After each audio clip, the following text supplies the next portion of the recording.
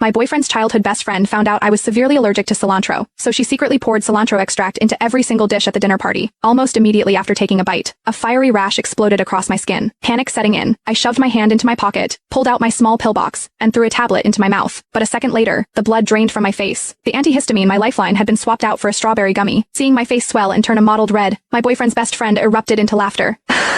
Surprise. I had Valentine swap them out especially for you. I snapped my head toward my boyfriend, gasping hard, my chest tight. Valentine, I wheezed. If you don't give me the pills right now, I am actually going to die. Valentine just frowned, a flicker of annoyance crossing his features. Do you really have to play the fragile little princess all the time? I've never heard of anyone dying from a damn herb. I realized then that arguing was useless. With trembling fingers, I reached for the panic button hidden in my necklace and pressed it hard. Valentine caught the movement. His eyes narrowed slightly. What did you just press? Don't tell me you are calling the cops over a stupid prank. He reached out and yanked the small bear pendant right off my neck. He inspected it for a moment, turning it over in his hand. Finding nothing obviously electronic about it, he scoffed, tossed it onto the floor, and crushed it under his heel. I reached out, trying to grab the broken pieces, but my throat was already closing up. My movements were becoming sluggish, heavy. I am having an anaphylactic reaction, I gasped out, my voice raspy. Please, give me the medicine. Chloe crossed her arms, watching me with an amused smirk, completely unbothered. Are you really in that much pain, Lady Stacy? Or are you just trying to steal Valentine's attention again? I mean, it's one thing when you make up excuses to monopolize him on a normal day, but today is his birthday. Could you stop being such a buzzkill for 5 minutes? It felt like invisible hands were wrapping tightly around my windpipe. I stared at Chloe, entirely helpless. No tiara, but all the princess syndrome. Does it physically hurt you if Valentine doesn't revolve his entire universe around you for one day? So now you are faking a severe allergy just to get him to pity you? A few of Valentine's friends chuckled, the sound ugly and mocking in the private dining room. I really am allergic to cilantro, I forced out, my voice tearing into a raw, desperate scream. Give me the medicine. The room fell silent for a single heartbeat. Then, a wave of uproarious, mocking laughter crashed over me, spurred on by his friend's taunts. Any hesitation Valentine might have felt vanished completely. He tilted his head back, looking down his nose at me. Who says I am babying her? Frankly, I think we let her off too easy. He lightly nudged my leg with his foot. Drop the act, Stacy. Seriously, one more second of this, and I am actually going to be pissed. When I couldn't respond, a flicker of doubt finally crossed his face. He started to lean forward, but Chloe immediately grabbed his arm. I told you she was a good actress. You almost bought it. Who turns purple from an allergy anyway? I struggled to lift my head, forcing the words through a throat that felt like it was packed with wet sand. The pills, please. Before I could finish, Chloe shoved my head back down. She slapped my cheek hard, twice. My face, already swollen, burned a violent red. Is this what you want? She pulled a small, familiar plastic bottle from her pocket, tipped the little white pills into her palm, and tossed them lightly in the air, taunting me. Me eyes tracked the pills like they were my only salvation. Give them. To me, my breathing was shallow and erratic. I used every ounce of strength I had left to reach for her hand, but just as my fingers grazed the plastic, Chloe snatched her hand back and danced out of reach. I collapsed sideways onto the leather sofa, my vision blurred, but I could still see clearly enough to watch Chloe dump every single pill into a dirty ashtray on the coffee table. Then she poured half a glass of stale beer over them. The pristine white pills dissolved into a muddy, toxic sludge, dark bubbles clinging to the edge of the glass. My stomach heaved, and I dry heaved, the violent motion tearing at my swollen throat. Oh, look at that. She still knows how to act disgusted.